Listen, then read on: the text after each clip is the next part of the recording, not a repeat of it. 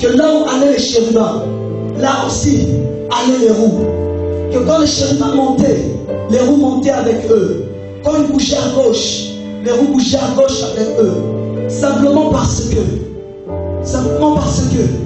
quand les pneus d'une voiture ne réagissent que par rapport au conducteur et par rapport au moteur qui le dirige.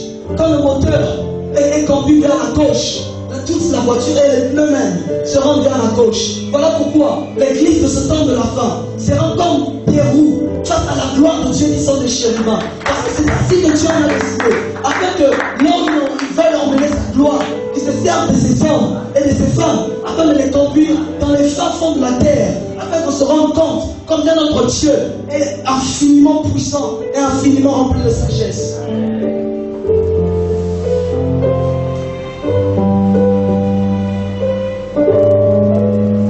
Ézéchiel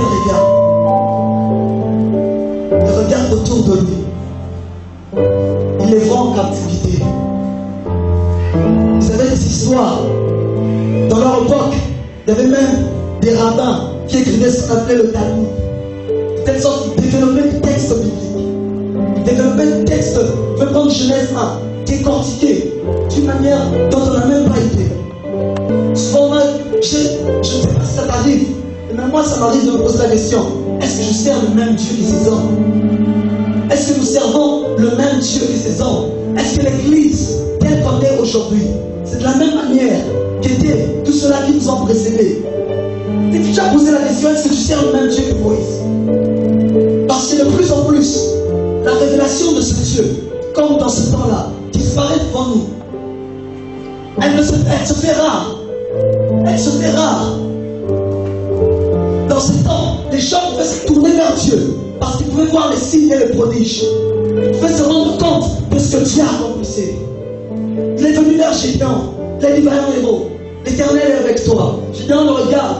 Il lui dit, ange, si l'Éternel était avec nous, pourquoi nous avons passé des choses dont nous ont raconté nos pères? Pourquoi nous vivons ce que nous vivons aujourd'hui? Pourquoi nous sommes en train de vivre tout ce que nous sommes en train de voir aujourd'hui? Tu me dis, vaillant héros, mais regarde, je suis en train de piller rapidement le froment pour le garder, pour que les matériels ne viennent plus le voler. Et c'est moi qui traite de vaillant héros. Gédéon avait raison de poser des questions à l'ange. Il avait raison, parce que ce qu'on leur racontait, c'était rare. On ne voyait plus ces choses. C'était rare. On n'entendait plus parler de ces choses. Ils avaient entendu parler comment Dieu avait libéré Israël par sa main puissante, en fondant même la mer Rouge. Et imaginez-vous, Dieu a entendu dire qu'il a libéré Israël en séparant toute une mer. Mais toi aujourd'hui, tu es en train de piler le fondement pour cacher entre un petit peuple, les Madianites, peut-être 10 000 fois plus petit que la puissance dans laquelle l'Égypte était en cette époque. Tu vas te poser la question, est-ce le même Dieu? Est-ce le même Dieu? Est-ce le même Dieu? Est-ce réellement le même Dieu vers qui nous tournons nos regards? Est-ce réellement le même Dieu devant qui nous nous approchons? Est-ce le Dieu d'Abraham? Est-ce le Dieu d'Isaac? Est-ce le Dieu d'Israël? Un jour, Osborne, il est allé en Inde. Il arrive, il prêche. Des gens s'approchent devant lui. Ils lui disent, mais tu as bien prêché, tu as bien parlé. Bon, prouve-nous maintenant que c'est ton Dieu-là qui est vrai. Il les a dit, mais ouvrez la Bible, regardez tout ce qui est écrit. Les gens lui ont répondu, qu'est-ce qui nous prouve que cette Bible, c'est le livre de Dieu? Il est rentré en Amérique, le cœur brisé. C'est Seigneur, mais je suis allé pour toi. Pourquoi dans ces choses? Il est rentré en Amérique, il avait mal au cœur. Avec la pensée d'organiser une grande croisade, il est rentré en Amérique avec un échec. Il a dit, Seigneur, pourquoi dans toutes ces choses? Vous savez pourquoi les gens ne viennent pas dans nos réunions? C'est parce qu'ils ne voient rien. Je vous assure, nous sommes dans un temps où le diable propose des plus grandes choses que ce que nous proposons. Nous sommes dans un temps où le diable propose des choses tellement supérieures à ce que nous proposons. Que les gens, quand ils regardent ça, ils veulent venir pourquoi? Pour se mettre comme mon frère, pour que quelqu'un me prêche, et pour qu'il parte après. va lui dire que tu peux te lever la nuit et sortir de ton corps, aller détruire toute une ville, aller visiter les États-Unis. Pourquoi il viendra? Pourquoi il viendra? Pourquoi il viendra? Moïse était dans la maison de Pharaon. Il était dans la maison de Pharaon depuis de longues années. Et étant prince d'Égypte, on l'avait initié dans la magie égyptienne. Ce qui fait qu'il comprenait bien la magie égyptienne et tout cela. Il comprenait bien tout ce qui était magie. Certainement, il connaissait certains tours. Voilà pourquoi le jour où Dieu décide de le rencontrer, Dieu ne vient pas lui parler par une voix. Dieu lui montre un buisson qui brûlait, qui ne se consumait pas. Quand Moïse a vu cela, il a dit, ah, tiens, allez, ces chambresses de moi, je vais montrer ça. Il a dit, tiens, dans la maison de Pharaon, les magiciens de moi, je vais montrer ça. Voilà pourquoi il a dit, je me détournerai et je regarderai. Les gens commenceront à se détourner à regarder, comme leur montreront beaucoup plus que nos prédications, comme leur montreront beaucoup plus que nos exhortations et nos belles vestes, comme leur montreront beaucoup plus que notre connaissance et des précisions bibliques. Ils se détourneront, comme leur montreront beaucoup plus. Et un homme de Dieu, il pouvait se lever dans une avenue comme ça. Et en train peut-être de causer avec quelqu'un, les minutes qui suivent, les gens viennent, des grands magiciens, des occultistes, viennent déposer leur bagage, viennent déposer leur gris-gris et tout cela. Oh, les minutes qui suivent, il n'a prêché à personne. Et ça peut se faire dans toute une avenue. Les gens en train de pleurer de se repentir. Il n'a parlé à personne. Il n'a parlé à personne. Parce que l'essentiel, c'est pas de parler, mais de présenter le Dieu de qui tu parles. Il était là debout. Il était là debout. Il pouvait causer juste avec quelqu'un. Et les gens venaient se repentir. Parce que il se passait ce qui s'est passé dans Exode. Je me détournerai, je regarderai. Permettez-moi de rentrer maintenant dans Ézéchiel. Je vois les chéris se poser sur le seuil de la maison. Église, nous sommes dans un temps où plusieurs sont dans des questionnements, où de plus en plus la gloire de Dieu n'est plus comme nous l'avons toujours entendu. Ne plus comme nous l'avons toujours entendu parler. Quand tu considères le ministère des apôtres, tu considères leur vie, tout ce qu'ils ont accompli avec Dieu, tu te diras certainement, ce n'est pas le même Dieu. Pourquoi? Parce que la gloire a fait un mouvement. Elle a quitté l'intérieur et elle est sortie, elle s'est posée sur le seuil de la maison. Elle s'est posée à la porte orientale. Pourquoi la gloire de Dieu n'est-elle pas partie directement? Mais elle se pose d'abord à la porte. Elle rentre d'abord à la porte. Pourquoi? Simplement parce que la gloire de Dieu, elle revient dans la position initiale, comme le jour où on reçoit Christ. Il se tient à la porte et frappe. Pourquoi? Peut-être qu'on se rendra compte de son absence et que l'on reviendra vers elle pour lui dire, Seigneur, reviens dans le camp. Elle se tient d'abord à la porte. Pourquoi? Peut-être qu'on se rendra compte que la liturgie surpasse la présence de Dieu dans l'occulte et qu'on reviendra vers elle pour lui dire, reviens. Peut-être elle se dit qu'il se rendra compte qu'il ne voit plus les signes, qu'il ne voit plus les prodiges et que les gens ne se convertissent plus comme avant. Peut-être qu'il se rendra compte qu'il n'y a plus l'apparition de Jésus et qu'il n'y a plus de manifestation du Saint-Esprit.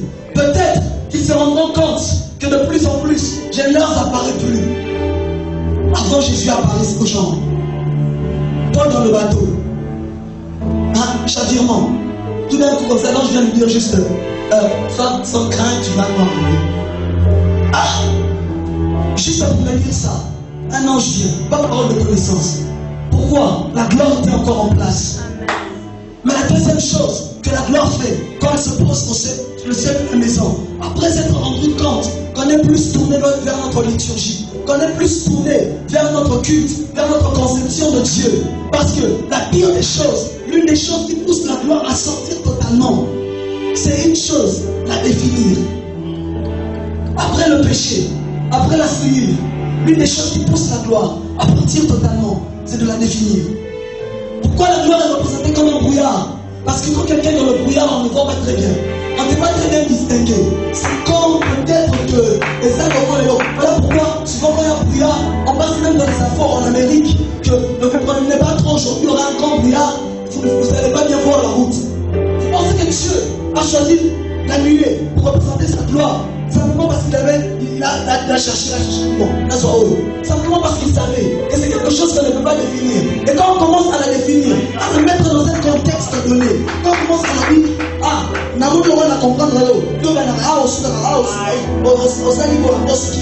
c'est là qu'elle commence à partir. Parce que le jour où elle se révélera en dehors du contexte de votre sensibilité, tu la refuseras. Tu diras ce n'est pas la gloire.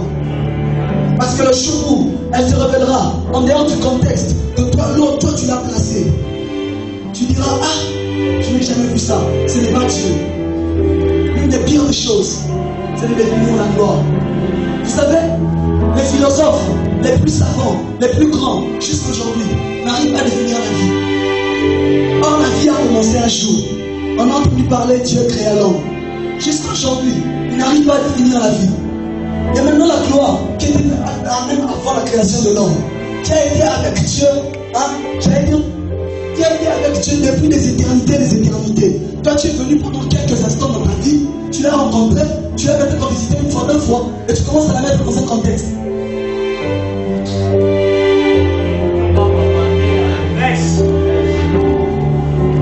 Elle doit partir. Elle se met sur le seuil, à la porte d'entrée. Quand elle se rend compte que nous n'avons plus la place qu'elle doit avoir, elle fait une chose. Ce que Jésus a dit aux apôtres. Là, vous ne recevez pas. Là, vous ne recevez pas. Décoder les pieds et partez. Pourquoi elle reste sur la porte? Elle prend tout ce qu'elle a emmené. Elle part avec. Et nous entrons dans des forcings. Et nous entrons dans une liturgie. Non, notre Dieu, il est comme ça. Vous savez, Dieu n'est pas comme ça. Dieu n'est pas comme ci. Dieu se limite ici. Vous savez ça? Je crois que ce n'est pas Dieu. Tu ne crois pas, dis-nous que Dieu n'a dit que ce n'est pas Dieu là, d'accord? Parce que Dieu n'est pas quelqu'un qu'on peut mettre dans un contexte donné. Dieu n'est pas quelqu'un qu'on peut facilement comprendre, qu'on peut facilement définir. C'est quand on commence à croire l'avoir compris, qu'en réalité on ne l'a jamais compris. Elle se met au seuil à la porte parce qu'elle reprend tout ce qu'elle a emmené et part avec. Et après elle fait une chose. Elle se pose sur la montagne qui est à l'est de Jérusalem. Cette montagne, c'était le mont d'Olivier. Voilà pourquoi Jésus, ayant une pensée prophétique, ayant une vision prophétique des choses, il aimait bien enseigner sur le mont des Oliviers. Il savait, il connaissait la position de la gloire. Il connaissait où était la gloire. Aujourd'hui, on voit des jeunes courir par-ci et par-là. Souvent, on se dit, ils sont tous excités, ils sont en train de chercher n'importe quoi. Non! Ils sont en train de suivre la gloire. Ils sont en train de chercher où se trouve la gloire. Après, on l'a saisi. On le voit d'une réunion une autre. Non! C'est juste qu'il a soif de la gloire. Jésus avait tellement de passé prophétique qu'on est allé même se créer un stand à côté du temple pour enseigner. Non! Le mont des Oliviers. Et le jour où il était dans une grande décision de sa vie, dans sa mort, le soir de sa mort, il ne va pas au temple pour prier. Il n'entre pas dans le temple pour prier. Il n'entre pas dans le lieu que Moïse avait consacré. Parce qu'il savait que Chloé, qui était déjà, mais il monte à Gethsémane, qui était sur le mont des Oliviers. Il monte à Gethsémane, qui était sur le mont des Oliviers. Et là où il était, c'était une pierre. Gethsémane signifie pressoir à huile. Il était sur une pierre, et sur cette pierre en pression avec les olives, on les écrabouillait, et afin qu'elle fasse couler de l'huile. Parce qu'il savait qu'il était prêt d'être écrabouillé afin de se produire l'huile. Il est monté à Gethsémane, et il a eu une facilité que mange les sangs de l'humain. Parce que, déjà dans la gloire, les anges se sentent à l'aise. S'il partait au temple, il allait rentrer démanteler, disloquer. Je ne sais même pas s'il allait mourir pour nous la croix. Je ne sais même pas s'il allait mourir pour nous la croix, mais tout ça, mais parce qu'il avait une vision prophétique des choses. Il savait où se positionner la gloire. Mais ce que j'aime avec Dieu, c'est qu'au plus profond de son cœur, il a regardé l'Église. Et il est dans la finalisation de son plan. Et il cherche déjà à le lancer. Ce plan qui déjà l'éternité. Nous sommes en train, chaque petit à petit, à le voir entrer dans le temps. Et des réunions comme celle-ci, on sent un signe palpable. Pourquoi? Dieu a déjà posé son œil. Et la gloire a commencé déjà son chemin retour. Elle est en train de se retourner maintenant afin de rentrer dans nos temps. Elle se retourne maintenant afin de revenir vers le peuple de Dieu, afin de revenir vers la maison de Dieu, afin de revenir vers ceux-là qui vont le craindre, qui vont l'aimer. Mais avant tout retour de gloire, il y a une chose qui se passe, il y a réforme. Avant tout retour de gloire, il y a une chose qui se passe, il y a réforme. Écoute bien ce que je veux dire à partir de maintenant. Élie, il devait faire descendre le feu. Il devait faire descendre le feu. Il prend 12 pierres, il les réunit. Il en fait partie de l'autel. Il était à l'époque du Chine, où le royaume était séparé. Il y avait 10 au nord et 2 au sud. Et lui, il était au nord. On pouvait le lapider. Lui dire, donc toi, tu aimais trop David, c'est ça. Toi, tu veux qu'on redevienne comme avant, unis. Tu ne vois pas ce qu'ils font. Ils étaient dans des combats, le nord et le sud. Mais Élie ne prend pas 10 pierres pour faire l'autel. Il ne prend pas 2 pierres pour faire l'autel. Mais il prend 12 pierres pour faire l'autel. Parce que l'une des plus grandes réformes qui doit venir avant le retour de cette gloire, c'est l'unité dans le corps de Christ. C'est l'unité profonde dans le corps de Christ. Parce que la gloire de Dieu ne revient pas simplement pour certains, mais quand elle revient pour tout le monde, afin d'aller toute l'église dans un niveau un peu plus élevé. La Bible n'a pas dit une partie des temps vient ou une partie de la montagne de Dieu serait élevée au-dessus de toute la montagne. Mais on dit les temps viennent où la montagne de l'Éternel, la montagne de la maison de l'Éternel serait élevée au-dessus de toute la montagne. Pas une partie. Il relie les 12 pierres, il en fait l'autel, il prie et le feu descend. Il relie les 12 pierres, il en fait l'autel. C'est quand nous commencerons à être unis.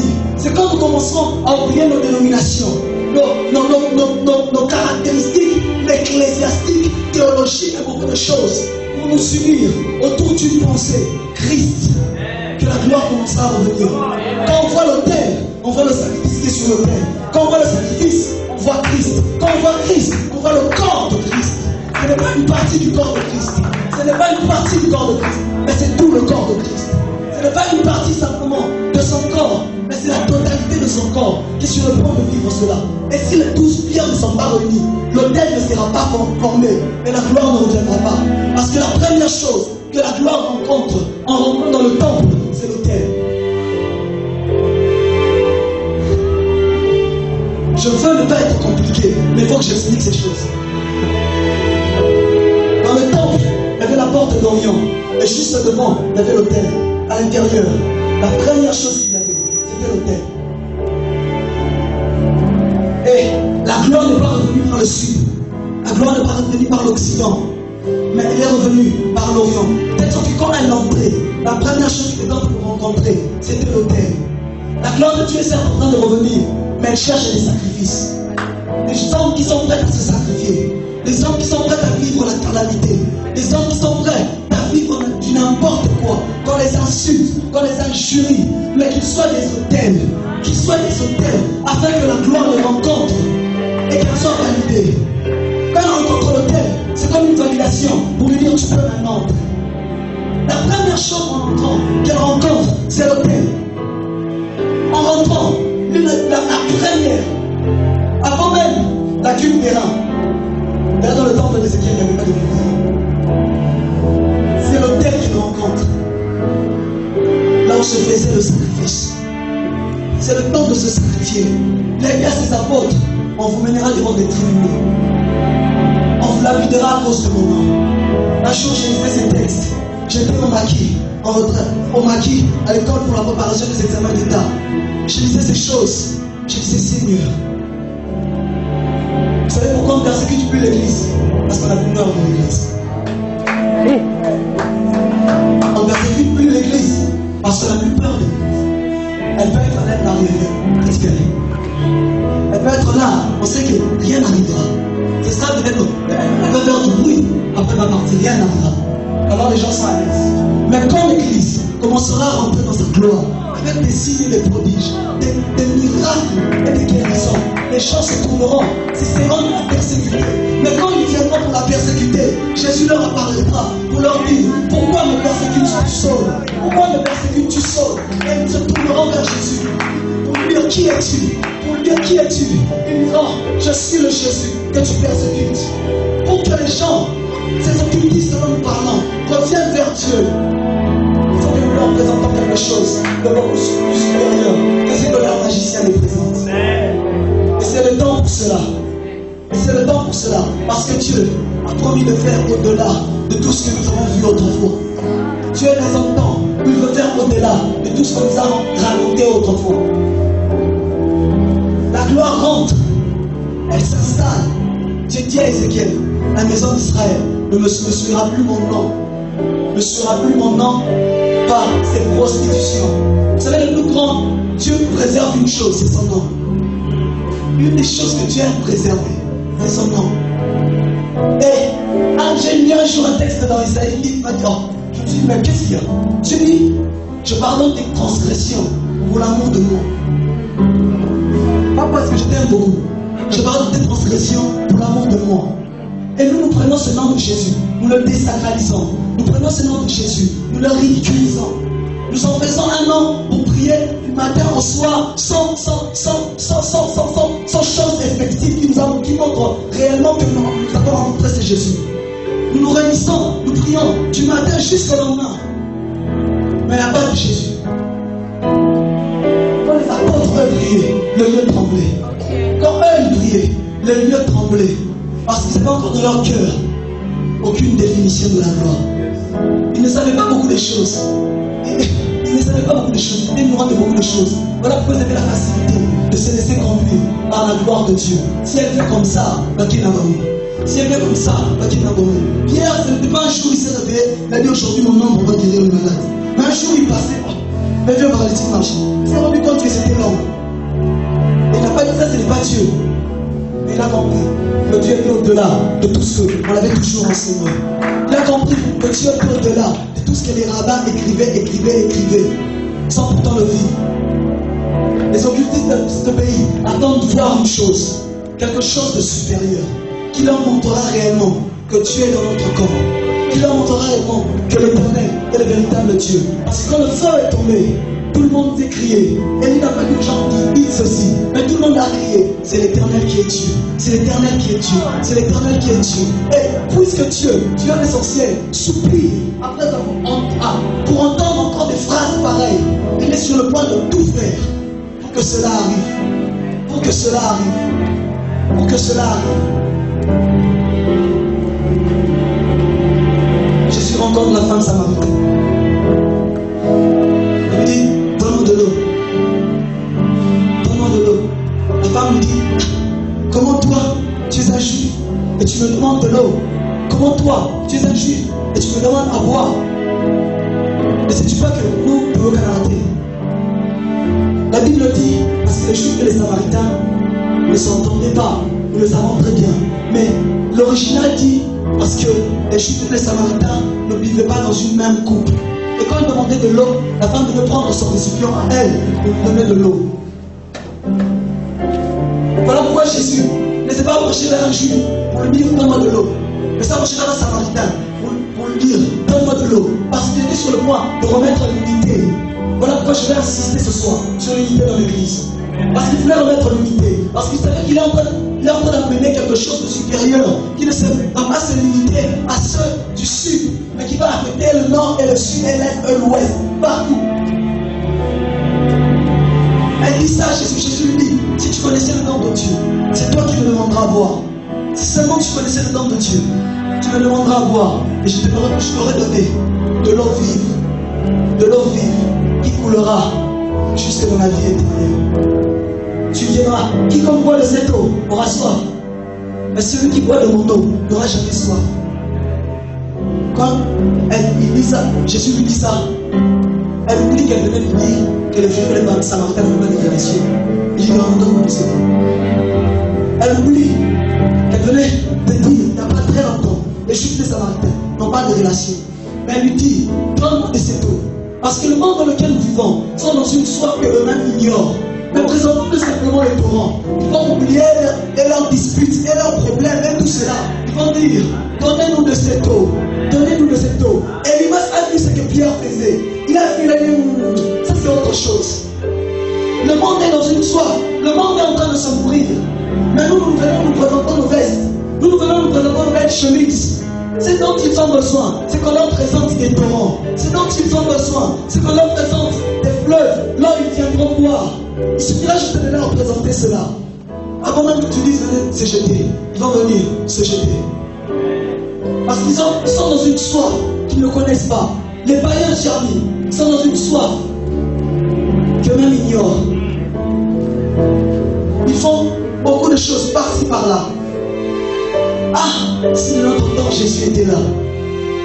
Si notre temps Jésus était là, il aurait vu quelqu'un dans une boîte de nuit et lui dire, Matthieu, viens ici.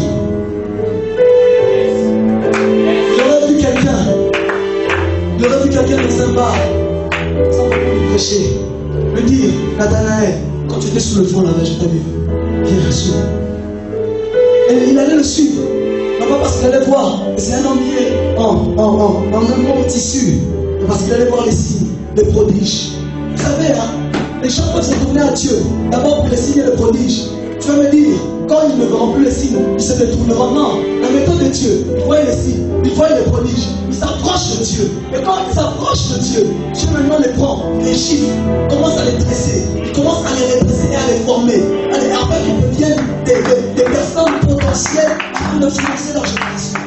Parce que la méthode de Dieu, c'est d'abord que les gens tournent le regard vers Jésus. Le Saint-Esprit n'est pas venu pour beaucoup de choses. Il est aussi venu pour une chose, glorifier Jésus. Notre Saint-Esprit ne glorifie plus Jésus. Notre Saint-Esprit ne glorifie plus Jésus sans. Mais moi, je crois en ce Saint-Esprit. Je crois en ce même que Pierre. Je crois en ce même que Paul. Je crois en ce même que Jean. Je crois en ce même que Jacques. Et il est sur le point d'accomplir des choses au-delà de ce que l'on pense. Il en est sur le point. Je disais tout à l'heure que la gloire, quand elle part, elle dégrotte et prend avec elle tout ce qu'elle a emmené, pas n'importe où, à la porte de l'Orient. Ézéchiel, dans Ézéchiel 40, nous l'avons lu. Quand il commence à voir le temps, il voit le temps. On l'emmène devant afin de connaître les mesures et tout. Il entre par la porte de l'Orient. Je l'aurais précisé. Il entre par la porte de l'Orient. Rien à signaler. RAS. La gloire n'était pas encore venue. Il n'y avait rien à signaler. Il entre. Beaucoup de choses se passent. On lui montre les mesures. On lui montre tout cela. Donc 43, la gloire de Dieu revient. Et dans 47, quand il sort du temps, il regarde, un fleuve en train de couler. Dans 47, quand il sort, il voit le fleuve en train de couler. Il n'avait pas vu ce fleuve dans 40 quand il était entré. Mais quand il sort dans 47, il voit le fleuve en train de couler. Nous avons les pardons des âmes. Nous avons les pardons que les gens se convertissent. Nous avons les pardons que les gens viennent vers Jésus. Mais ne permettant à la gloire de revenir. Et les torrents seront disponibles. Et les gens prendront de l'eau. Et là, en train, il n'y a rien à signaler. Quand il est les mesures, une fois que la gloire est revenue dans 43, dans 47, il sort. Il voit le fleuve couler. Couler. Nous sommes dans un temps où Dieu réunit des hommes avec une soif particulière. Il a dit, donne-moi à boire. La femme lui a dit, tu n'as rien pour pousser. Jésus ne lui parlait pas de pousser. Jésus lui parlait de se plonger. Voilà pourquoi il lui a parlé. Oui, il lui a parlé des fleuves. Ne présente pas au monde un puits. Arrête de venir devant Dieu avec une carafe, avec une cruche pour pousser. Ce n'est pas un puits, c'est un fleuve. Là, tu vas te plonger, te perdre dedans, te perdre totalement dans la profondeur de sa présence et sortir transformé, sortir changé, sortir bouleversé. Mais tu vas fatiguer de ta vie, mais tu vas fatiguer depuis plusieurs années. Tu crains Dieu dans le même état depuis plusieurs années. Tu crains Dieu, tu tournes en rond. Mais finalement, c'est quoi finalement? Et tu vas fatiguer, mais les fleuves sont disponibles afin que tu puisses t'y plonger. Afin que tu puisses t'y plonger. Mes chers, ça c'est le réveil. Les fleuves viennent, on s'y plonge. Les vagues de Dieu viennent, on s'y plonge. Mais j'aime une chose, c'est qu'Ézéchiel parle, il dit qu'il y avait des arbres, il explique beaucoup de choses. Et quand Jean voit ce même fleuve, il dit que bon, il y avait un arbre dont les feuilles servaient à la guérison des nations. C'est qu'après que tu sois plongé dans le fleuve, tu ne peux pas y rester éternellement. Il faudra que tu sortes. Mais quand tu sortiras, le fleuve t'aura déjà emmené par son courant, jusque là où se trouve l'arbre. Quand tu sortiras, tu verras l'arbre. Tu prendras les feuilles pour guérir les nations. Et tu iras guérir les nations. Dieu veut guérir les nations, mais il cherche ceux qui vont se plonger. Tu veux guérir les nations, commence d'abord par te plonger. Tu veux guérir les peuples, commence d'abord par te plonger. Tu veux guérir des grandes choses, plonge-toi d'abord dans la Shekinah de Dieu. Et quand tu y sortiras, ce sera sans effort. Tu auras en face de toi l'arbre avec ses feuilles, afin de transformer les nations et les peuples. Les fleuves de Dieu sont disponibles. Église, je priais. C'est peut-être il y a 3-4 semaines. Je priais dans ma chambre. Et à un moment, je vois quelque chose de bizarre. Quand je le voyais, je ne comprenais pas. C'était comme des grandes dalles de ferraille. Mais ça avait un éclat très particulier. C'était là, devant moi, c'était sur une très haute montagne. Et il y en avait comme plusieurs. Quand j'ai vu cela, je suis sorti de la vision, je ne comprenais pas. Et c'est là que je me rappelle d'Ézéchiel. J'ai dit, oh, mais c'était les roues. J'ai dit, c'était les roues. Parce que les roues de Dieu sont sur le point de quitter maintenant là où elles sont pour commencer à se tourner. Elles sont en train de vouloir se tourner maintenant pour revenir. Le char de Dieu est en train de faire un mouvement retour dans l'église. Le retour de la gloire. La gloire de Dieu est en train de faire un mouvement retour. Qu'on le veuille ou pas, que tu le cherches ou pas, il s'est choisi à quelqu'un. Il viendra peut-être de Mandaka, il viendra peut-être de Massimaninda, il viendra peut-être de je ne sais où. Mais le char de Dieu est dans un mouvement retour. Et il est en train de revenir vers l'église afin de s'installer, afin d'imposer le règne de Dieu sur terre. Tout ce que tu cherches, c'est des hommes qui en soient. Tout ce que tu cherches, c'est des hommes qui veulent des torrents. Si tu n'es pas habitué au torrent, tu prendras un gobelet, tu boiras et puis tu partiras. Ça te nourrira toi. Mais tu entreras dans une ville, tu ne pourras rien changer de la ville. Une femme du nom de Maria était, si je ne me trompe pas, elle pouvait se tenir ici et à 3 km de miracle en train de s'opérer. Les fleuves.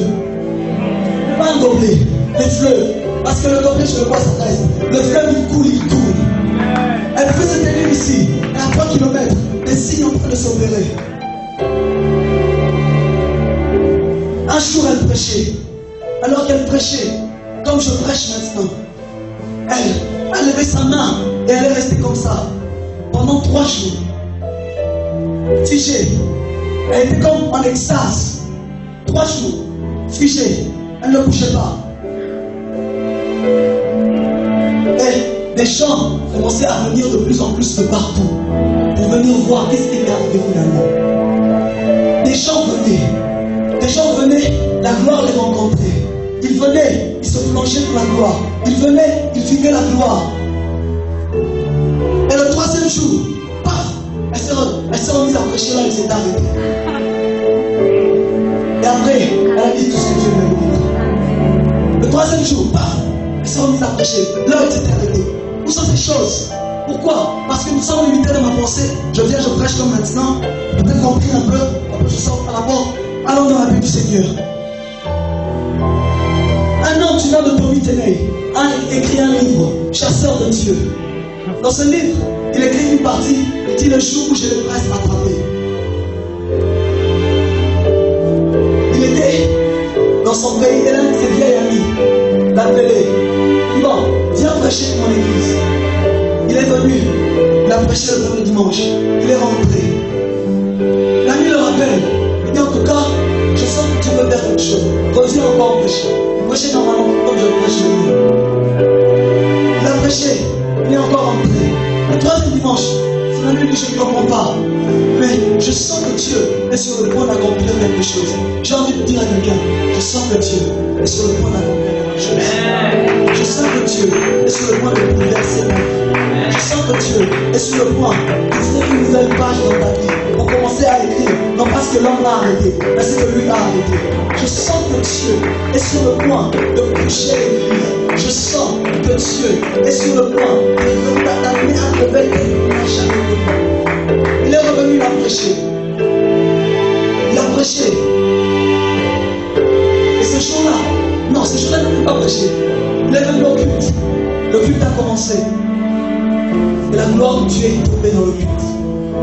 La gloire de Dieu est tellement tombée. Il dit, on arrivait à peine à respirer. L'air était tellement lourd. On arrivait à peine à respirer. Et à un moment, les gens n'arrivaient plus à faire beaucoup de choses. Mais son ami passe, le pasteur, le responsable, il passe devant, il ouvre le livre. Il lui dit, je sens qu'il faut que je lise ce texte. Il ouvre le livre dans 2 Chroniques 16-14. Là, on a dit, dit dans 1 Chronique 16-14, c'est le même sur qui est invoqué mon nom. Il passe devant la chair pour lire cela. Quand il passe devant la chair, il commence à lire le texte. Tout d'un coup, un tonnerre frappe. Tout d'un coup, un tonnerre frappe. Là où il a été projeté à 3 mètres en arrière. La chair était comme sur un estrade comme ça. Elle est tombée. Avant qu'elle n'arrive en bas, elle s'est divisée en 2. Et le culte devait s'arrêter à 10 heures et aller jusqu'à 1 heure. Parce que la gloire de Dieu était revenue. Le culte qui devait s'arrêter très tôt et aller plus loin. Parce que la gloire de Dieu était revenue. Le culte et aller jusqu'à 1 heure. Des gens arrivaient juste devant la porte d'entrée. Devant la porte d'entrée. Ils s'arrêtaient. Et alors que même ils étaient encore dans le garage, plusieurs roulaient du garage jusqu'à l'intérieur de la maison. Du garage jusqu'à l'intérieur de la maison, par des cris, parce qu'ils étaient touchés par la présence de Dieu. Certains d'entre eux, ils allaient s'énerver, ils revenaient, parce qu'il y avait l'abondance de la présence de Dieu. Nous ne sommes pas dans un culte de dimanche. Nous ne sommes pas je ne sais où. Nous sommes à Shekinah Meri. Et le plus grand désir de Dieu, c'est que tu rencontres la gloire. C'est que tu ne passes pas à côté, mais que tu rencontres la gloire. Que tu rencontres la gloire précieuse de Dieu. Et tout à l'heure, là maintenant, tu es sur le point d'ouvrir des vannes du ciel. Il me l'a dit très longtemps. Je priais. Il m'a dit en ce jour-là, j'ouvrirai une source. J'ouvrirai une source. Et maintenant là, il y a des gens même déjà là, alors que je prêche, qui sont en train de sentir une forte présence de Dieu. Parce que Dieu est sur le point de toucher plusieurs personnes qui sont en ce lieu, afin de les faire entrer dans le fleuve, de les plonger et de les emmener dans autre chose. Parce que Dieu veut les plonger totalement dans son fleuve et les conduire dans des dimensions inconnues de la gloire de Dieu.